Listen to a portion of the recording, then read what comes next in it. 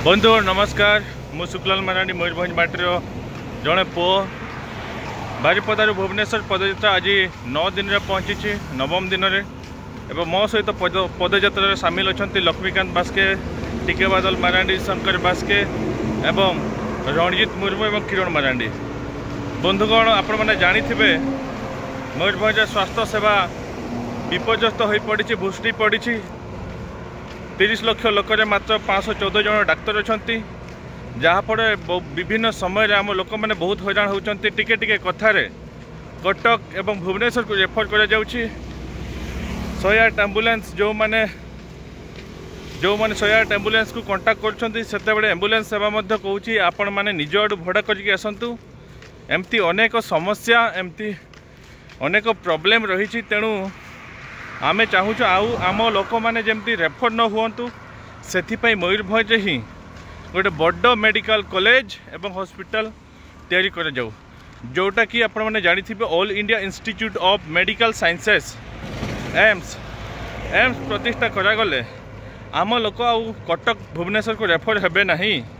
आउ बड़ बड़ विशेषज्ञ डाक्तर आम मयूरभंज को ही आसबे एवं मयूरभंज प्रतिष्ठा करागले एम्स आम मयूरभंजवासी एवं उत्तर ओडिशार पाख जिला बालेश्वर एवं केन्दुझर एवं भद्रक किछि अंचल एवं आमर पड़ोशी राज्य पश्चिम बंग एवं झारखंड लोक मैंने उपकृत हेबे तेणु भुवनेश्वर कटक रे पाठ पढ़ुवा छात्र छात्री एवं जो मैंने चाकरी करके रही एवं जो मैंने रोजगार पे आसी जो मैंने चाकरी निमंते कोचिंग पे आसी समस्त भाई भौणी मानक मु निवेदन करुअछि आपण माने आम सहित मिनिमम 5 किलोमीटर चलतु भुवनेश्वर रे मुख्यमंत्री कार्यालय पर्यंत एमती हेले सरकार के ऊपर आमे गोटे प्रभाव पकई पारिबा एवं आम जो दाबी रहुछि